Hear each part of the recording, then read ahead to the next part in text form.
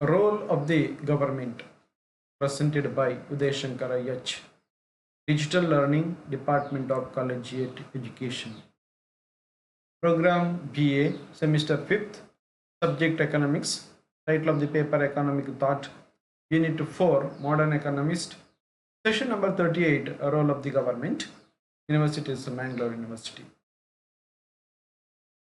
Previous session, recap and present session. In the previous session, we discussed about the investment function of Keynes. ಹಿಂದಿನ session ಅಲ್ಲಿ ನಾವು ಮುಖ್ಯವಾಗಿ John Maynard Keynes ನವರ investment function ಅನ್ನು ಚರ್ಚಿಸಿರುವಂಥದ್ದು. ಯಾವಾಗ ಹೂಡಿಕೆ ಮಾಡ್ತಾರೆ, ಯಾವೆಲ್ಲ ಫ್ಯಾಕ್ಟರ್ಗಳು ಹೂಡಿಕೆಗೆ ಇನ್ಫ್ಲುಯೆನ್ಸ್ ಆಗುತ್ತೆ ಅನ್ನೋ ವಿಷಯದ ಬಗ್ಗೆ ಚರ್ಚೆ ಮಾಡಿರುವಂಥದ್ದು. ಹೂಡಿಕೆ ಮುಖ್ಯವಾಗಿ ರೇಟ್ ಆಫ್ ಇಂಟ್ರೆಸ್ಟ್ ಮತ್ತು MEC marginal efficiency of capital ಅನ್ನು ಡಿಪೆಂಡ್ ಆಗಿರುವಂಥದ್ದು. ರೇಟ್ ಆಫ್ ಇಂಟ್ರೆಸ್ಟ್ ಎನ್ನುವಂಥದ್ದು ಬೇಡಿಕೆ, ಹಣದ ಬೇಡಿಕೆ ಮತ್ತು ಹಣದ ಸಪ್ಲೈ ಡಿಪೆಂಡ್ ಆಗಿರುವಂತಹದ್ದು. ಹಣದ ಬೇಡಿಕೆ ಜಾಸ್ತಿ ಆದಾಗ ರೇಟ್ ಆಫ್ ಇಂಟ್ರೆಸ್ಟ್ ಜಾಸ್ತಿ ಆಗುವಂತಹದ್ದು, ಹಣದ ಬೇಡಿಕೆ ಇಳಿದವಾಗ ರೇಟ್ ಆಫ್ ಇಂಟ್ರೆಸ್ಟ್ ಕಡಿಮೆ ಆಗುವಂತಹದ್ದನ್ನು ನೋಡಿದ್ದೇವೆ.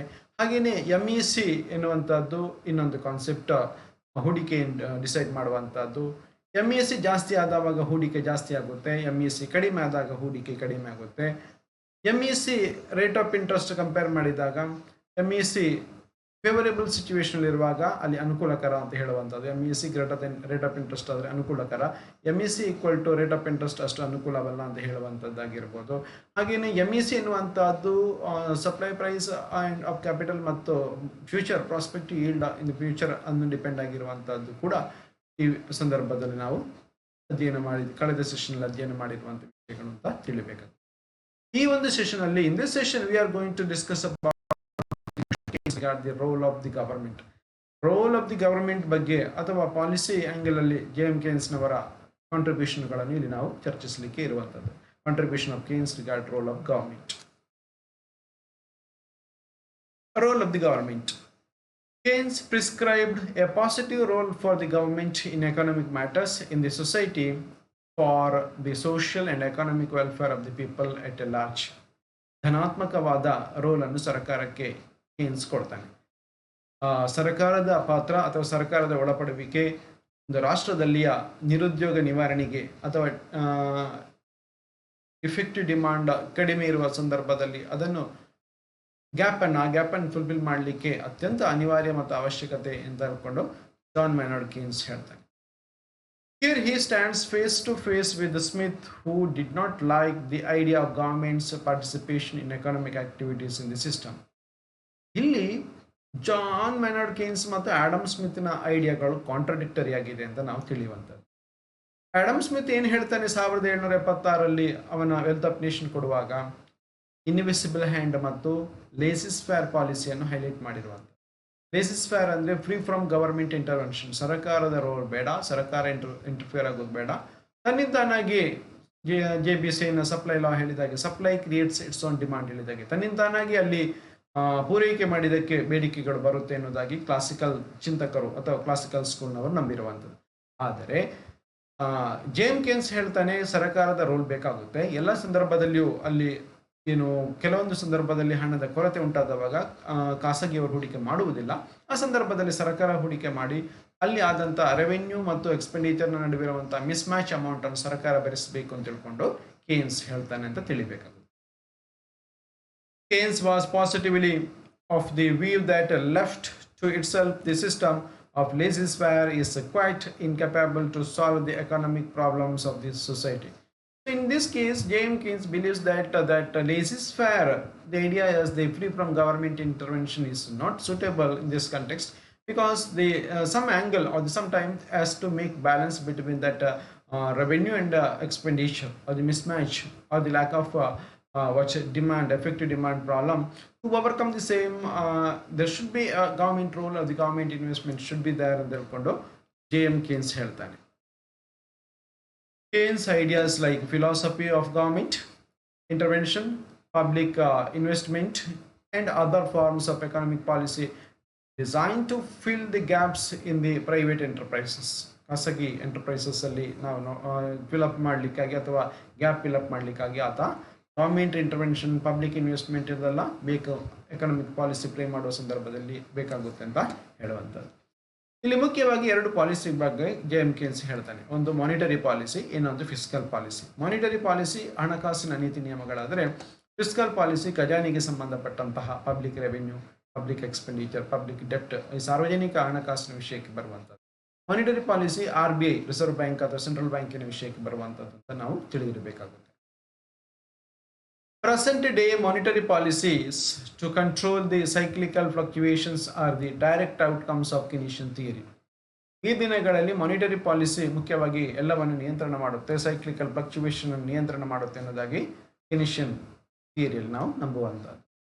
Credit control measures of central banking are weapons to stabilize the economy from violent fluctuation.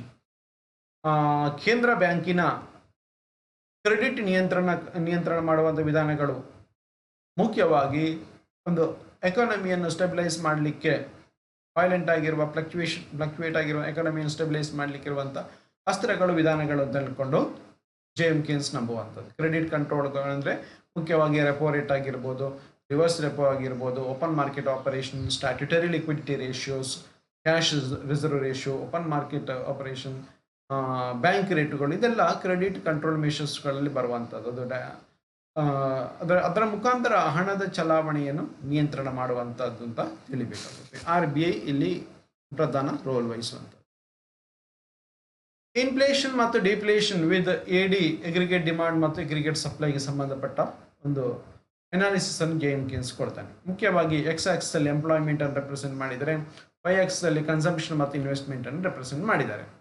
ಇಲ್ಲಿ 45 ಡಿಗ್ರಿಯ ಈ ರೇಖೆ ಏನಿದೆಯೋ ಇದು ಎಗ್ರಿಗೇಟ್ ಸಪ್ಲೈಯ ರೇಖೆಯಾಗಿದೆ.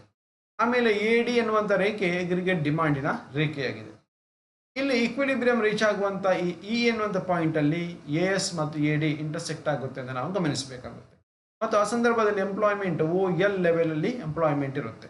ಆವಾಗ ಈ ಪಾಯಿಂಟಲ್ಲಿ ಎರಡು AD ಮತ್ತು ASಗಳು ಇಂಟರ್ಸೆಕ್ಟ್ ಆಗುವಂಥದ್ದು. 3 ಹಂತಗಳಲ್ಲಿ ಇಲ್ಲಿಯ ವಿಶ್ಲೇಷಣೆ ನಮಗೆ ಮಾಡಬಹುದು. ಒಂದು, ಮೊದಲ ಹಂತ AD ಗ್ರೇಟರ್ ದೆನ್ AS, ಎರಡನೇ ಹಂತ AD ಈಕ್ವಲ್ ಟು AS, ಮೂರನೇ ಹಂತ AS ಗ್ರೇಟರ್ ದೆನ್ AD ಅಂತ ಹೇಳ್ಕೊಂಡು. ಇಲ್ಲಿ AD ಎಗ್ರಿಗೇಟ್ ಡಿಮಾಂಡ್ ಎಗ್ರಿಗೇಟ್ ಸಪ್ಲೈಗಿಂತ ಜಾಸ್ತಿ ಇದ್ದಾಗ ಹಣದುಬ್ಬರದ ಪರಿಸ್ಥಿತಿ ಬರುತ್ತೆ. ಅಂದರೆ ಆರಂಭದ ಈ ಕಾಲಘಟ್ಟದಲ್ಲಿ ಹಣದುಬ್ಬರ, ಅಥವಾ OL ಲೆವೆಲ್ ಎಂಪ್ಲಾಯ್ಮೆಂಟ್ ತಲುಪುವ ಮೊದಲು ಅಲ್ಲಿ ಹಣದುಬ್ಬರ ಇರುತ್ತೆ ಅಂತ ನಾವು ತಿಳಿಬೇಕಾಗುತ್ತೆ. ಯಾವಾಗ OL ಲೆವೆಲ್ಗೆ ನಾವು ತಲುಪುತ್ತೇವೋ ಆವಾಗ ಅಲ್ಲಿ AD ಈಕ್ವಲ್ AS ಆಗುತ್ತೆ, ಎರಡು ಸಮ ಆಗುತ್ತೆ. ಎಗ್ರಿಗೇಟ್ ಡಿಮಾಂಡ್ ಈಕ್ವಲ್ ಎಗ್ರಿಗೇಟ್ ಸಪ್ಲೈ. ಮುಂದೆ OLಗಿಂತ ಮುಂದೆ ಮತ್ತು ಕೂಡ ಎಂಪ್ಲಾಯ್ಮೆಂಟ್ ಜಾಸ್ತಿ ಆಗುವ ಸಂದರ್ಭದಲ್ಲಿ ಅಥವಾ ಮುಂದೆ ವರಿದಾಗ ಅಲ್ಲಿ AS ಗ್ರೇಟರ್ ದೆನ್ AD ಆಗಿರುತ್ತೆ. AS ಮೇಲಿದೆ, ಜಾಸ್ತಿ ಇದೆ, ADಗೆ ಕಂಪೇರ್ ಮಾಡಿದರೆ AD ಕಡಿಮೆ ಇರುತ್ತೆ, AS ಜಾಸ್ತಿ ಇದೆ ಅಂತ ನಾವು ಹೇಳ್ಬೋದು. ಮತ್ತು ಆ ಸಂದರ್ಭದಲ್ಲಿ ಡಿಫ್ಲೇಷನ್ ಅಂತ ನಾವು ಹೈಲೈಟ್ ಮಾಡ್ತೇವೆ. ಅದನ್ನು ಡಿಫ್ಲೇಷನ್ ಯಾವಾಗ ಎಗ್ರಿಗೇಟ್ ಸಪ್ಲೈ ಜಾಸ್ತಿ ಎಗ್ರಿಗೇಟ್ ಡಿಮಾಂಡಿಗಿಂತ ಅದನ್ನು ನಾವು ಡಿಫ್ಲೇಷನ್ ಅಂತ ಕರೆಯುವಂಥದ್ದು. ಎಗ್ರಿಗೇಟ್ ಡಿಮಾಂಡ್ ಜಾಸ್ತಿ ಎಗ್ರಿಗೇಟ್ ಸಪ್ಲೈಗಿಂತ ಆದರೆ ಇನ್ಫ್ಲೇಷನ್ ಅಂತ ನಾವು ಕರೆಯುವಂಥದ್ದು. ಎಗ್ರಿಗೇಟ್ ಸಪ್ಲೈ ಜಾಸ್ತಿ ಎಗ್ರಿಗೇಟ್ ಡಿಮಾಂಡಿಗಿಂತ ಅಂತಂದರೆ ಡಿಫ್ಲೇಷನ್ ಅಂತ ಕರಿತೇವೆ ಅಂತ ಗೊತ್ತಿಲ್ಲ. ಅಂದರೆ ಡಿಮಾಂಡ್ ಜಾಸ್ತಿ ಇದ್ದರೆ ಇನ್ಫ್ಲೇಷನ್, ಡಿಮಾಂಡ್ ಕಡಿಮೆ ಅಂದರೆ ಡಿಫ್ಲೇಷನ್ ಅಂತ ನಾವು ನೋಟ್ ಮಾಡಬೇಕು. The above diagram, Y axis represents the employment, Y axis represents the consumption and investment. He favored the adoption of managed currency. For him, both inflation and deflation were evils. ಅವನ ಹೇಳೋ ಪ್ರಕಾರ inflation ಒಳ್ಳೆಯದಲ್ಲ, deflation ಎರಡೂ ಕೂಡ evils, ಕೆಟ್ಟದ್ದು ಅಂತ ಹೇಳ್ತಾನೆ. Keynes also holds the view that a change in the supply of money can permanently change such real variables as the rate of interest and the levels of employment, output and income. The modern economist's opinion that Keynes' monetary policy is more suited to control the inflationary situation than depression. ಈಗಿನ ಅರ್ಥಶಾಸ್ತ್ರಜ್ಞರ ಅಭಿಪ್ರಾಯ ಪ್ರಕಾರ monetary policy ಎನ್ನುವಂಥದ್ದು inflationary ಪ್ರೆಷರನ್ನು ಅಥವಾ ಡಿಪ್ರೆಷನನ್ನು ನಿಯಂತ್ರಣ ಮಾಡಲಿಕ್ಕೆ ಹೆಚ್ಚು ಸೂಕ್ತ ಅಂತ ಹೇಳ್ತಾನೆ. ಮತ್ತು supply of money can permanently change ಕೆಲವು ಆಗುವ ಸಂದರ್ಭದಲ್ಲಿ ರೇಟ್ ಆಫ್ ಇಂಟ್ರೆಸ್ಟ್ ಮತ್ತು ಲೆವೆಲ್ ಆಫ್ ಎಂಪ್ಲಾಯ್ಮೆಂಟ್ ಔಟ್ಪುಟ್ ಪರಿಣಾಮ ಬೀರುತ್ತೆ ಅಂತ ಹೇಳ್ಕೊಂಡು ಕೂಡ ಜೆ.ಎಂ. ಕೇನ್ಸ್ ಹೇಳ್ತಾನೆ. ಇನ್ನೊಂದು ಆತನ ಈ ರೋಲ್ ಆಫ್ ದಿ ಗವರ್ಮೆಂಟ್ ಅಲ್ಲಿ ಕೊಟ್ಟಿರುವಂಥ ಪಾಲಿಸಿಗಳಲ್ಲಿ ಫ್ರೇಮ್ ಮಾಡುವಾಗ ಅಪ್ಲೈ ಮಾಡುವಂಥ ಇನ್ನೊಂದು ಮುಖ್ಯವಾದ ಐಡಿಯಾ ಯಾವುದು ಕೇಳಿದರೆ ಫಿಸ್ಕಲ್ ಪಾಲಿಸಿ ಬಗ್ಗೆ. Keynes has developed a good number of fiscal tools to fight against depression. Depression ವಿರುದ್ಧ ಅನಾಲಿಸಿಸ್ ಮಾಡಲಿಕ್ಕೆ ಅಥವಾ ಅದರಿಂದ ಹೊರಬರಲಿಕ್ಕಾಗಿ ಆತ ಹಲವಾರು ಫಿಸ್ಕಲ್ ಪಾಲಿಸಿ ಟೂಲ್ಸ್ಗಳನ್ನು ಕೊಟ್ಟಿರ್ತಾನೆ. He advocated that depression was the result of lack of adequate purchasing power within the people. ಜನರಲ್ಲಿ ಕೊರತೆ ಇರುವಂಥದ್ದು, ಕೊಂಡುಕೊಳ್ಳುವ ಸಾಮರ್ಥ್ಯ ಕೊರತೆ ಇರುವುದರಿಂದಾಗಿ ಡಿಪ್ರೆಷನ್ ಆಗುತ್ತೆ ಅಂತ ಹೇಳ್ಕೊಂಡು ಕೂಡ ಜಾನ್ ಮೆನಾರ್ಡ್ ಕೇನ್ಸ್ ಹೇಳ್ತಾನೆ. He proved that at the current income levels, the total consumption in the community falls short of the total income. ಆತ ಹೇಳ್ತಾನೆ, ಈ ಪ್ರಸ್ತುತ ಆದಾಯದ ಲೆವೆಲ್ ಮತ್ತು ಟೋಟಲ್ ಕನ್ಸಂಪ್ಷನ್ ಒಟ್ಟು ಖರ್ಚು ಮಾಡುವಂಥದ್ದು in the community fall short of the total income ಇಂತ ಕಡಿಮೆ ಇರುತ್ತೆ ಅಂತ. This gap between income and consumption must be bridged by investment. ಅಲ್ಲಿ ಒಟ್ಟು ಆದಾಯ ಮತ್ತು ಕನ್ಸಂಪ್ಷನ್ ನಡುವಿನ ಆ ಗ್ಯಾಪ್ ಏನಿದೆಯೋ ಅದನ್ನು ಸರ್ಕಾರ ಹೂಡಿಕೆ ಮಾಡೋ ಮುಖಾಂತರ ಫಿಲಪ್ ಮಾಡಿದರೆ ಮಾತ್ರ ಅಲ್ಲಿ ಆರ್ಥಿಕ ಅಭಿವೃದ್ಧಿ ಆಗುವಂಥ, ಅಂದರೆ ಸರ್ಕಾರದ ರೋಲ್ ಬೇಕು. ಅದನ್ನು ಅವನ ಲ್ಯಾಕ್ ಆಫ್ ಇಫೆಕ್ಟಿವ್ ಡಿಮಾಂಡ್ ಅಂತ ಕರೆದ, ಓವರ್ ಪ್ರೊಡಕ್ಷನ್ ಅಂತ ಕರೆದಿದ್ದ, ಆಮೇಲೆ ಅನ್ಎಂಪ್ಲಾಯ್ಮೆಂಟ್ ಅಂತ ಕೂಡ ಆ ಸಿಚುವೇಶನ್ ಆತ ಹೈಲೈಟ್ ಮಾಡಿರುವಂಥದ್ದು. ಆ ಸಂದರ್ಭದಲ್ಲಿ ಸರ್ಕಾರ ಇನ್ವಾಲ್ವ್ ಆಗಿ ಇಂಟರ್ಫಿಯರ್ ಆಗಿ ಎಡಿಷನಲ್ ಖರ್ಚು ಮಾಡಿಬಿಟ್ಟು ಅಲ್ಲಿ ಆ ಮಿಸ್ಮ್ಯಾಚ್ ಆಗಿರುವಂಥ ಸಂದರ್ಭವನ್ನು ಸರಿದೂಗಿಸಬೇಕು ಅಂತ JM ಕೇನ್ಸ್ ಹೇಳ್ತಾನೆ. The practical significance of Keynesian fiscal policy. Unbalanced budget ಎನ್ನುವಂಥ ಕಾನ್ಸೆಪ್ಟ್ ಇಲ್ಲಿ ಮಾಡೋದಾಗಿರ್ಬೋದು. ಅಂದರೆ ಅನ್ಬ್ಯಾಲೆನ್ಸ್ಡ್ ಬಜೆಟ್ ಡೆಫಿಸಿಟ್ ಬಜೆಟನ್ನು ಅಪ್ಲೈ ಮಾಡಿ ಹೇಳುವಂಥದ್ದು. ಇಲ್ಲಿ ರೆವಿನ್ಯೂ ಮತ್ತು ಖರ್ಚಿಗೆ ನಾವು ತುಲನೆ ಮಾಡಿದಾಗ ಖರ್ಚು ಜಾಸ್ತಿ ಇದ್ದು ರೆವಿನ್ಯೂ ಕಡಿಮೆ ಇರುವಂಥ ಬಜೆಟ್ ಡೆಫಿಸಿಟ್ ಬಜೆಟ್ ಅಥವಾ ಅನ್ಬ್ಯಾಲೆನ್ಸ್ಡ್ ಬಜೆಟ್ ಆಗಿದೆ. ಅದು ಬೇಕಾಗುತ್ತೆ ಈ ಸಂದರ್ಭದಲ್ಲಿ ಅಂತ ಹೇಳ್ಕೊಂಡು ಕೇನ್ಸ್ ಥಿಯರಿಯಲ್ಲಿ ಫಿಸ್ಕಲ್ ಪಾಲಿಸಿ ಆ್ಯಂಗಲಲ್ಲಿ ಹೇಳುವಂಥದ್ದು. ಸರ್ಪ್ಲಸ್ ಬಜೆಟು ಅಲ್ಲ, ಬ್ಯಾಲೆನ್ಸ್ಡ್ ಬಜೆಟು ಅಲ್ಲ, ಅನ್ಬ್ಯಾಲೆನ್ಸ್ಡ್ ಅಥವಾ ಡೆಫಿಸಿಟ್ ಬಜೆಟ್ ಬೇಕಾಗುತ್ತೆ ಅಂತ ಹೇಳುವಂಥದ್ದು. ಸ್ಟೇಟ್ ಇಂಟರ್ವೆನ್ಷನ್, ಸರ್ಕಾರ ಇನ್ವಾಲ್ವ್ ಆಗಲೇಬೇಕು, ಇಂಟರ್ಫಿಯರ್ ಆಗಲೇಬೇಕು. ಇಲ್ಲಾಂತಾದರೆ ಅಲ್ಲಿ gap between that unemployment, over production ಎಲ್ಲವೂ ಕೂಡ ಜಾಸ್ತಿ ಆಗುತ್ತಾ ಹೋಗುತ್ತೆ ಅಂತ ಹೇಳ್ಕೊಂಡು JM ಕೇನ್ಸ್ ಹೇಳ್ತಾನೆ. ಸೊ ಅದರಿಂದಾಗಿ ಸರ್ಕಾರ ಒಳಪಡಲೇಬೇಕು ಮತ್ತು ಒಂದಷ್ಟು ಹೂಡಿಕೆ ಮಾಡಲೇಬೇಕು ಗವರ್ಮೆಂಟ್ ಎಕ್ಸ್ಪೆಂಡಿಚರ್ ಮುಖಾಂತರ. ಆಗ ಮಾತ್ರ ಅಲ್ಲಿ ಏನು ಶಾರ್ಟೇಜ್ ಆಗಿದೆ ಅದನ್ನು ಹೊರಬರಲಿಕ್ಕಾಗುತ್ತೆ, ಇನ್ನೂ ಉದ್ಯೋಗ ಸೃಷ್ಟಿಯಾಗುತ್ತೆ, ರಾಷ್ಟ್ರ ಅಭಿವೃದ್ಧಿ ಪಥದಲ್ಲಿ ಸಾಗಲಿಕ್ಕೆ ಆಗುತ್ತೆ ಅಂತ ಆತ ಹೇಳ್ತಾನೆ. ಪಬ್ಲಿಕ್ ವರ್ಕ್ಸ್ ಪ್ರೋಗ್ರಾಮ್, ಬೇರೆ ಬೇರೆ ಸಾರ್ವಜನಿಕ ವೆಲ್ಫೇರ್ ಆಕ್ಟಿವಿಟಿಗಳು ಪ್ರೋಗ್ರಾಮ್ಸ್ಗಳು ಮಾಡಿದವಾಗ ಉದ್ಯೋಗ ಸೃಷ್ಟಿಯಾಗುತ್ತೆ. ಆವಾಗ ಅಲ್ಲಿ ಮಿಸ್ಮ್ಯಾಚ್ ಆಗಿರುವಂಥ ಅಥವಾ ಕಡಿಮೆ ಎಫೆಕ್ಟಿವ್ ಡಿಮಾಂಡ್ ಇರುವಂಥದ್ದನ್ನು ಜಾಸ್ತಿ ಎಫೆಕ್ಟಿವ್ ಡಿಮಾಂಡ್ ಬರುವಾಗೆ ಮಾಡಲಿಕ್ಕಾಗುತ್ತೆ. ಸೊ ಬೇರೆ ಬೇರೆ ಸಾರ್ವಜನಿಕ ಕಲ್ಯಾಣ ಯೋಜನೆಗಳನ್ನು ಹಾಕಿಕೊಳ್ಬೇಕು. ತೆರಿಗೆ ನೀತಿಗಳನ್ನು ಕೂಡ ಸಂದರ್ಭೋಚಿತವಾಗಿ ಬದಲು ಮಾಡೋದಾಗಿರ್ಬೋದು ಅಥವಾ ಅಲ್ಲಿಗೆ ಅಪ್ಲೈ ಮಾಡುವಾಗ ಕೂಡ ಲ್ಯಾಕ್ ಆಫ್ ಎಫೆಕ್ಟಿವ್ ಡಿಮಾಂಡನ್ನು ಪರಿಗಣಿಸಿಕೊಂಡು ಉದ್ಯೋಗ ಸೃಷ್ಟಿಯಾಗುವ ಕಡೆಗೆ ಆ ಆ್ಯಂಗಲಲ್ಲಿ ಅನಾಲಿಸಿಸ್ ಮಾಡಿಕೊಂಡು ತೆರಿಗೆಯನ್ನು ವಿಧಿಸಬೇಕಾಗುತ್ತೆ ಅಂತ ತಿಳಿಬೇಕಾಗುತ್ತೆ. Thus, Keynes exercised a tremendous influence on practical administration and policies by the introduction of fiscal tools. He has really created revolution in economic thinking. ಅರ್ಥಶಾಸ್ತ್ರದಲ್ಲಿ ಒಂದು ರೆವಲ್ಯೂಷನ್, ಕ್ರಾಂತಿಕಾರಿಯಾದಂಥ ಯೋಚನೆ ಅಥವಾ ಥಿಂಕಿಂಗನ್ನು ಆತ ಮಾಡಿರುವಂಥದ್ದು ಮತ್ತು ಅದನ್ನು ಹೆಚ್ಚಿನ ವಿಷಯಗಳು ಪ್ರಾಕ್ಟಿಕಲ್ ಅಡ್ಮಿನಿಸ್ಟ್ರೇಷನ್ ಆನ್ ಪಾಲಿಸಿಗೆ ಸಂಬಂಧಪಟ್ಟಂತೆ ಫಿಸ್ಕಲ್ ಟೂಲ್ಸನ್ನು ಯಾವ ರೀತಿ ಅಪ್ಲೈ ಮಾಡಬೇಕು, ಯಾವ ರೀತಿ ಅಪ್ಲೈ ಮಾಡಿದರೆ ಯಾವ ರೀತಿ ರಿಸಲ್ಟ್ ಬರುತ್ತೆ ಅನ್ನೋದಾಗಿ ಆತ ನೀಡಿರುವಂಥ ಐಡಿಯಾಗಳು ಈ ದಿನಗಳಲ್ಲಿ ಕೂಡ ತುಂಬಾ ಯೂಸ್ಫುಲ್ ಆಗಿರುವಂಥ ಐಡಿಯಾಗಳಾಗಿದೆ ಅಂತ ತಿಳಿಬೇಕಾಗುತ್ತೆ. In conclusion, in the words of professor Hansen, Keynes' influence both in theory and practice has of course been outstanding. It is indeed doubtful whether any other economist ever had so large influence on policy, and particularly in so short time. Professor Hansen John Maynard ಕೇನ್ಸ್ನವರ ಪ್ರಾಮುಖ್ಯತೆಯನ್ನು ತುಂಬ ಅರ್ಥಗರ್ಭಿತವಾಗಿ ಇಲ್ಲಿ ಹೇಳ್ತಾರೆ. Keynes influence the both theory and practice. ಸೈದ್ಧಾಂತಿಕವಾಗಿಯೂ ಪ್ರಾಯೋಗಿಕವಾಗಿಯೂ JM ಕೇನ್ಸ್ನವರ theory of employment ಅಂತ ಕೊಟ್ಟಿರುವಂಥ ಕೊಡುಗೆ ತುಂಬಾ ಎಕ್ಸಲೆಂಟ್ ಆಗಿದೆ ಅಂತ ಹೇಳ್ತಾರೆ. ಅಫ್ಕೋರ್ಸ್ ಬಿನ್ ಔಟ್ಸ್ಟ್ಯಾಂಡಿಂಗ್, ಇದು ಔಟ್ಸ್ಟ್ಯಾಂಡಿಂಗ್ ಆದ ಕೊಡುಗೆ ಅಂತ ಹೇಳ್ತಾರೆ. Doubtful whether any other economist, ಯಾವ ಎಕಾನಮಿಸ್ಟು ಕೂಡ ಇಷ್ಟು ಅಲ್ಪಾವಧಿಯಲ್ಲಿ ಇಷ್ಟು ದೊಡ್ಡ ಇನ್ಫ್ಲೂಯೆನ್ಸ್ ಪಾಲಿಸಿ ಮೇಲೆ ಮಾಡುವಂತಹ ಕೊಡುಗೆಗಳನ್ನು ನೀಡಿಲ್ಲ ಅಂತ ಹೇಳ್ಕೊಂಡು ಪ್ರೊಫೆಸರ್ ಹ್ಯಾನ್ಸನ್ ಹೇಳ್ತಾನೆ.